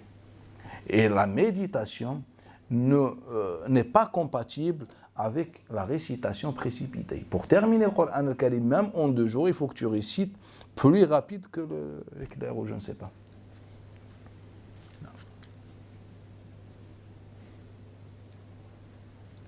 C'est à propos d'un hadith, je ne sais pas du coup, c'était à propos du hadith où il y a un homme qui a demandé à Allah de lui devancer le châtiment qui lui est réservé dans l'au-delà, dans ce bas monde, et après il était devenu maigre, etc. Je ne sais plus, quelque chose comme ça, et le prophète sallallahu alayhi wa sallam l'a vu, et il lui a demandé comment ça se fait que tu es comme ça. Il lui a dit, j'ai demandé à Allah de me devancer le châtiment. Il lui a dit, mais pourquoi tu n'as pas demandé à Allah de te donner dans ce bas monde hasana, et dans l'au-delà hasana? Je voulais savoir si ce récit était authentique. Voilà, le récit, il est bon ou pas bon, ça ne change pas grand-chose, car au final c'est ce qu'on rapporte par rapport à la cause de descente de ce verset. Mais ce n'est pas bon ça, mais le sens, il est bon, ça va dans le sens du verset. Que le musulman doit chercher le dunya et l'akhirah, les deux.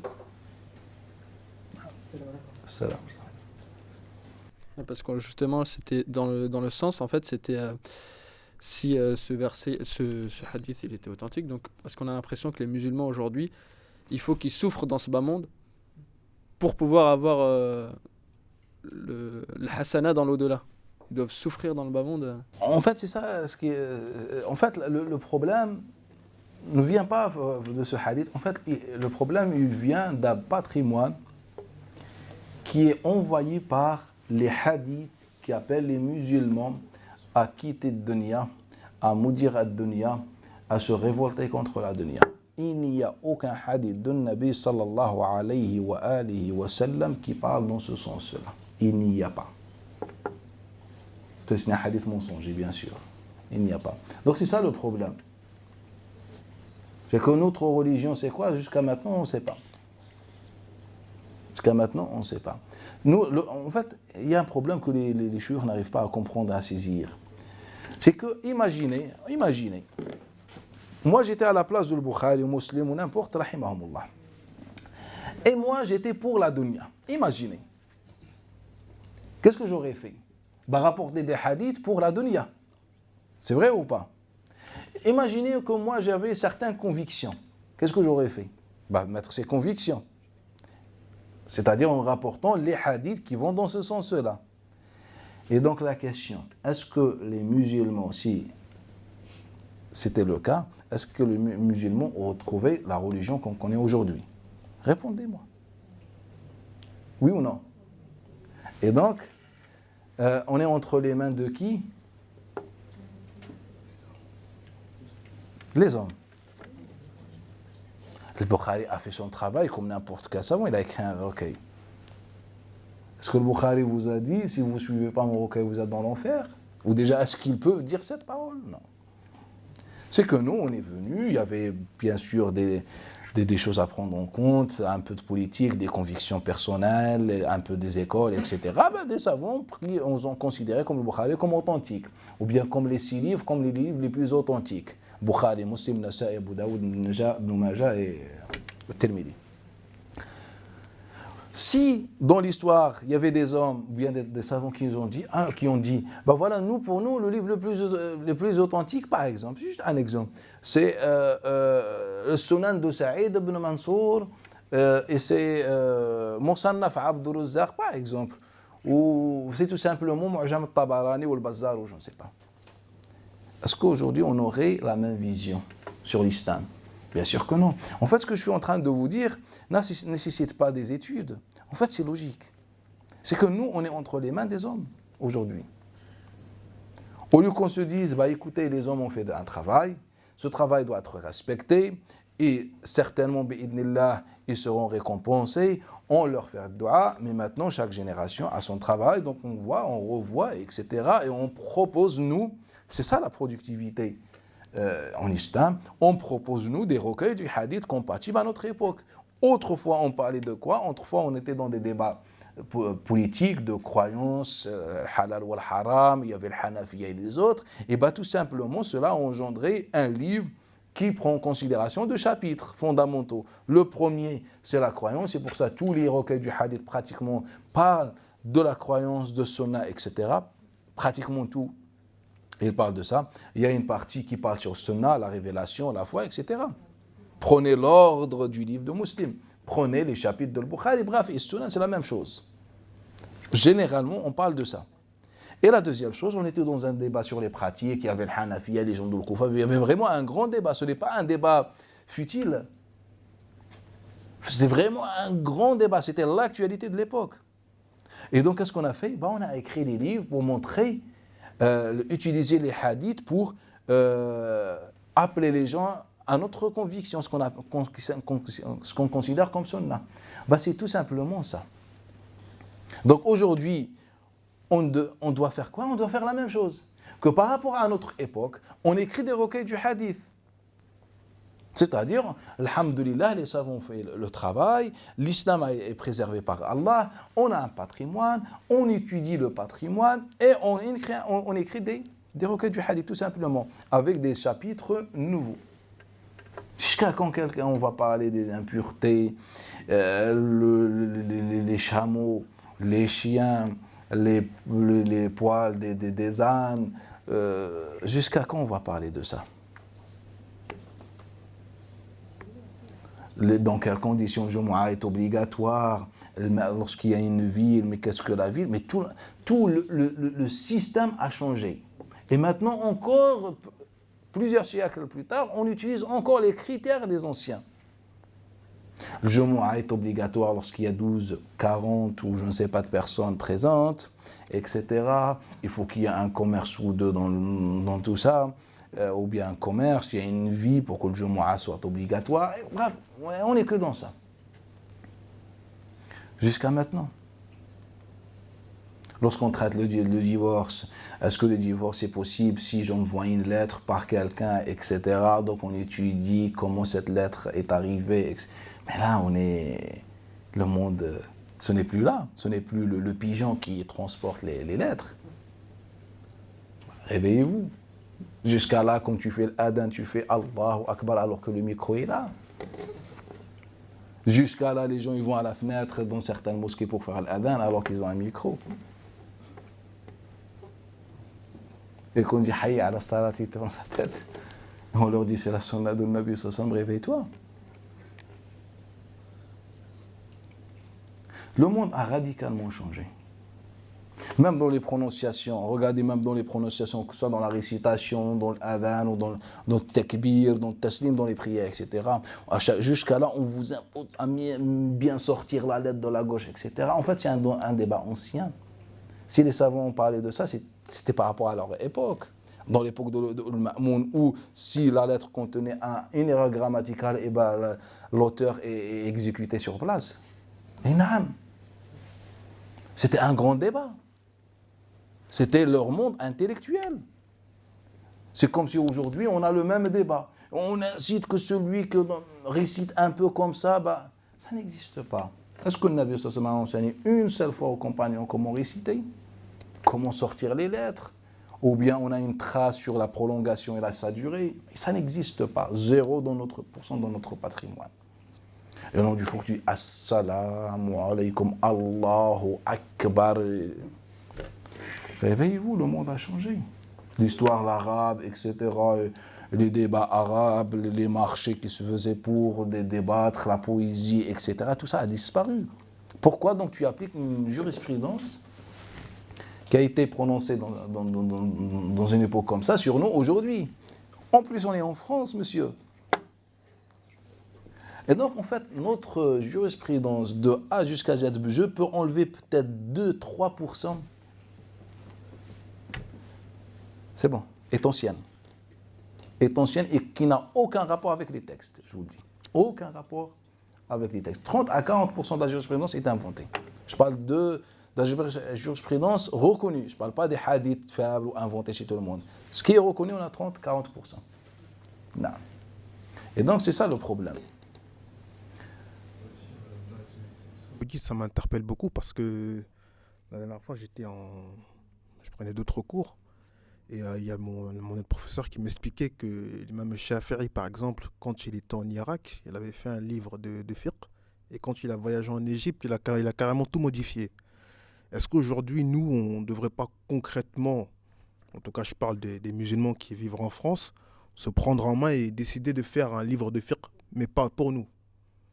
Concrètement, faire un livre, je veux dire, En fait, on ne devrait même pas se poser cette question.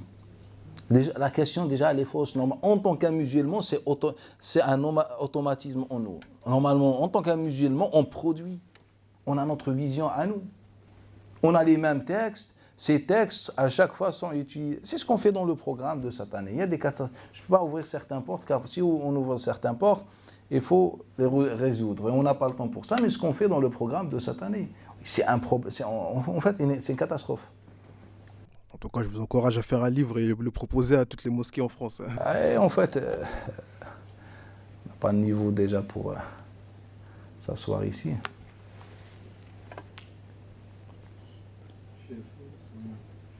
Est-ce qu'il y a des hadiths ou des paroles de Sahaba radiallahu anhum sur le juste milieu entre profiter de la vie mais ne pas avoir l'amour de ce bas monde? Car moi je vois qu'il y a alhamdoulilah, il y a beaucoup de musulmans qui ont compris qu'il faut produire, qu'il faut profiter de ce bas monde, car Allah l'a créé pour nous, pour qu'on profite, etc. Mais Après, quand il n'y a pas de juste milieu, on rentre dans le hub dunya et on néglige le souci envers la Oumma, on néglige. En fait, le problème, nous, en fait, il y a un épouvantail dans notre vie. La dunya. La dunya. Astaghfirullah. La dunya, c'est un objet inexistant. C'est une relativité. La dunya, c'est ta vie. La dunya, c'est comme s'il y a, je ne sais pas, un fantôme qui court derrière toi ou je ne sais pas. En fait, la dunya n'existe pas. C'est que dans la tête. En fait, la dunya, c'est une idéologie. Quand on dit la dunya, en fait, on a inventé quelque chose. Comme Ash'ab ibn Jubayr. La meilleure réponse, c'est le cas de Ash'ab ibn Jubayr, Mawla Abdullah ibn Zubayr. Lorsqu'il était un peu idiot et un peu les enfants le dérangeaient. Et il leur a dit Innal mawz la yuqassam. Il leur a dit par Allah, on est en train de partager des bananes, juste derrière. Et bien les enfants, ils sont petits. Ils ont couru en espérant avoir une banane. Après, il s'est dit, mais peut-être c'était vrai. Et il a couru derrière. En fait, notre cas, c'est quoi? C'est ça. On a inventé une idée sur le dunya. Après, on n'a même pas fait comme Ash'ab. Mais peut-être... dunya, c'est devenu un mode de vie. Dunya. Et ça n'existe de dunya que dans la tête. Il n'y a pas de dunya. Dunya, c'est ta vie. Dunya, c'est ta vie sur terre.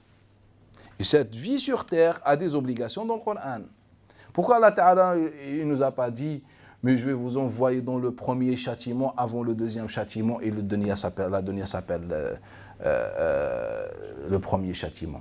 Allah Ta'ala, et comme le Nabi sallallahu alayhi wa sallam, il nous dit, en fait, Allah et le Nabi utilisent la même formule. Inni ja'ilun fil ardi khalifa. وعد الله الذين آمنوا والذين آمنوا والذين عملوا الصالحات ليستخلفنهم في الأرض كما استخلف الذين من قبلهم. Allah Ta'ala utilise le mot al-khilafa, al-istikhlaf. Et le Nabi sallallahu alayhi wa sallam nous dit la même chose. Inna Allah mustakhlifukum fil ardi fanadhirun kayfa ta'malun. Allah vous donne le khilafa. Qu'est-ce que le khilafa? C'est la responsabilité, c'est la représentation, c'est le devoir, on est missionné. C'est ça. Allah ne nous a pas dit, au Nabi sallallahu alayhi wa sallam, que vous allez vivre dans le châtiment. Non, en fait, c'est une mission. Allah nous a donné des outils, on est des gens rationnels, on réfléchit, on vit, etc. Il nous a dit chercher la dunya hasana et l'akhir al-hasana. Tout simplement, la dunya n'existe que dans la tête. Et maintenant, elle fait partie des légendes islamiques. La dunya, c'est notre vie sur terre. Donc si on veut parler de dunya, après on peut raccourcir, dire dunya pour parler un peu des péchés ou je ne sais pas, ou les tentations, mais dunya elle-même, c'est notre vie. Comment maudire ma vie? Donc aimer ad-dunya, ce n'est pas interdit. Aimer dunya, ce n'est pas interdit. Qu'est-ce que dunya, c'est ta vie? Est-ce que tu aimes ta femme? La femme, c'est un ange, c'est une femme. Créature de dunya. Est-ce que tu aimes être beau? C'est dunya. Est-ce que tu aimerais avoir une maison? Le Nabi t'a conseillé ça, c'est la dunya. Une bête, le Nabi t'a conseillé ça, c'est une dunya. Une grande maison, le Nabi sallallahu alayhi wa sallam a conseillé. Non, c'est la dunya. Une belle voiture, c'est le hadith de Nabi sallallahu alayhi wa sallam. Une belle femme avec qui tu te maries. C'est le hadith de Jabir que vous avez dans l'authentique. Pourquoi tu n'étais pas marié, ya Jabir, avec une jeune fille, etc., pour t'amuser avec elle, etc. C'est la dunya. C'est cette dunya est maudite. On ne se marie pas, ou bien on se marie avec des femmes qu'on n'aime pas, qu'on n'apprécie pas. Et les femmes, la même chose, avec des hommes qu'elles n'aiment pas et n'apprécient pas. Donc je cherche le physique que j'aime pas, et je marie. Une femme ou un homme. Et je me marie. Oh, dunya, astaghfirullah, de toute façon, c'est juste dunya. Non. Dans tout ça, on aime Dunya, et cette Dunya, c'est une recommandation ici de l'aimer. Mais quand on oublie ça, on dit, bah, qu'est-ce que vous en pensez de Dunya? Astaghfirullah. Astaghfirullah. Donc le Dunya n'existe que dans la tête ou dans les légendes islamiques. Non, je parlais de la vie matérielle. Ah, la vie matérielle. Eh, barakallahu fik. Dunya, j'ai compris le terme, mais c'est pour aller dans l'autre sens. Eh, La limite. en fait, la limite, c'est là où le Coran al-Karim te met le rideau dont on a parlé dans le hadith.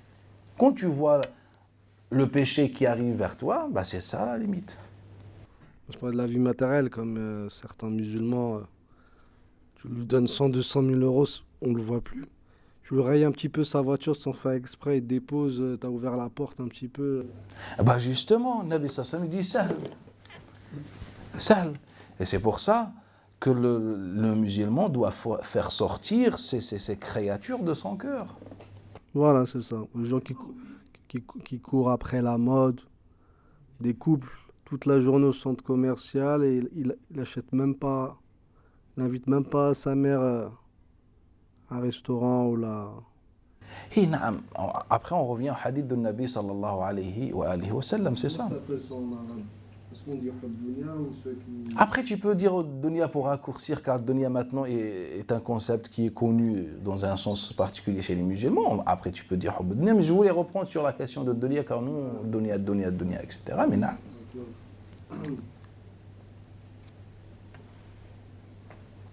Quand tu perds quelque chose et ton cœur a bougé, a été touché, eh ben, tu n'es pas un bon croyant. C'est ça. C'est pour ça, lorsque un savant un jour a envoyé un homme, lui a dit, si tu cherches la piété et tu vas en Irak, bah, va voir un tel, c'était impieux. Et donc il arrive en Irak, il rentre, il commence à demander un tel, il pensait le trouver, je ne sais pas, même dormir sous un pont, je ne sais pas, ou une passerelle, ou un métro, je ne sais pas, sur un carton. Et donc, mais il le trouve avec des fermes, avec des servants, avec des ouvriers, avec etc. Et il rentre.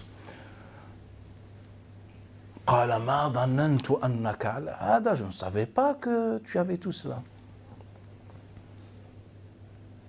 Et là, ce pieux va lui donner un enseignement. Et lui dit, par Allah, si je perds tout ce que tu vois, mon cœur ne changera pas d'un pouce. Donne-moi 1 million d'euros. Et ça, 1 million d'euros se trouve dans ma main. Comme l'histoire de Moussa alayhi salam. Qu'est-ce que tu as dans ta main, ya Moussa? Donc dans ce récit, Allah Ta'ala voulait expliquer à Moussa, dire à Moussa que la main, ou bien l'argent, la dunya, le matériel, la vie matérielle doit se trouver où? Dans la main et pas dans le cœur. Pourquoi? Car Moussa alayhi salam, quand on prend le récit, était attaché. Dans sa réponse, enfin, ya Allah, en fait, j'ai besoin de ça, je fais, une dépendance, une affection, un lien, etc. Et Allah Ta'ala dit, bah, jette-la. Comme ça, on t'enseigne. Et il l'a jeté, bah, la dunya, ce symbole s'est transformé, etc. Bref. Et quand Allah Ta'ala, ou bien a vu que Moussa alayhi salam a compris que l'argent doit être dans la main et pas dans le cœur, et ben Allah Ta'ala lui a dit khudha wa la takhaf sanu'iduha sirataha al-ula, reprends-la et ne crains rien. Et donc c'est ça. Le problème, ce n'est pas de chercher de dunya, vouloir plus, ou je ne sais pas. Le problème, est-ce que dunya se trouve dans ton cœur ou dans ta main? Est-ce que dunya est un outil, un moyen, ou bien est un objectif? Quand je dis dunya, la vie matérielle, etc., tout ça. C'est ça la question, c'est ça le problème.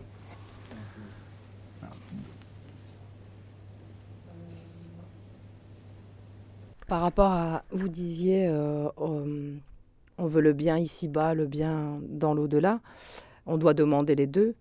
Et en rapport avec le verset du Coran, où ça doit certainement être dans un contexte bien particulier, mais c'est justement ça qu'on voudrait savoir, où Allah il dit, vous voulez atteindre les hauts degrés ou le paradis, je ne sais plus, alors que vous n'avez pas été éprouvés comme eux ont été éprouvés. Est-ce que vous pouvez nous expliquer le sens de ce verset? Mais j'ai pas dû bien l'interpréter, bien le raconter là, le verset. إيه نعم الله تعالى أم حسبتم أن تدخلوا الجنة ولما يأتكم مثل الذين خلوا من قبلكم مستهم البأساء والضراء وزلزلوا حتى يقول الرسول والذين آمنوا معه متى نصر الله ألا إن نصر الله قريب ألا إن نصر الله قريب. Et bien tout simplement, ce que je disais tout à l'heure dans le Coran, dans le verset, le hadith de Nabi sallallahu alayhi wa sallam qui utilise la même formule, c'est qu'Allah Ta'ala nous a donné une mission sur terre. Et cette mission, ça ne veut pas dire qu'on va vivre contre la dunya. En fait, non, en fait, on est missionné, on est responsabilité, on doit vivre pour la dunya et pour l'akhira. Mais bien sûr, dans cette mission, il y aura toujours des obstacles. Et c'est pour ça, c'est dans ce sens qu'Allah Ta'ala parle. Donc aujourd'hui, nous, on cherche la dunya et on cherche l'akhira. Comme Allah Ta'ala dit, oh mon Seigneur, donne-moi la dunya hasana et la akhira al-hasana. Et donc, moi, je veux chercher ça. Et j'appelle au khair. Mais il y a des obstacles. Qu'est-ce que je rentre chez moi? C'est bon, je m'arrête. Il y a un obstacle, il y a un rejet par les gens, il y a etc. Ben Allah Ta'ala il nous dit pensez-vous entrer au paradis sans passer par les épreuves d'avant, des gens d'avant? Al-ba'sa wa ad-darra wa zulzilu, c'est-à-dire les différentes, c'est-à-dire la pauvreté, la faim, la peur, etc. Et donc ça fait partie de notre mission. En fait, ce n'est pas une contradiction. Car nous, on est responsable au final. Nous, on cherche dunya, on cherche l'akhira, car Allah Ta'ala nous demande de faire ça. Rabbana atina fid dunya hasana wa fil akhira hasana. Mais on est responsable en même temps. Et il faut faire face aux responsabilités. Et donc c'est ça. Donc eux, les compagnons radiyallahu anhum, étaient confrontés à cette situation. Donc Allah Ta'ala leur a dit, c'est l'occasion, c'est là où vous devez faire preuve de jihad, de fermeté, etc., résistance. Après, Allah Ta'ala leur a fait un rappel que tout le monde est passé par ce chemin. يا الله، on s'arrête ici, Inch'Allah. Subhanak hamdik, nashhadu an la ilaha illa anta, nastaghfiruka wa natubu ilayk, wa barakallahu fikum.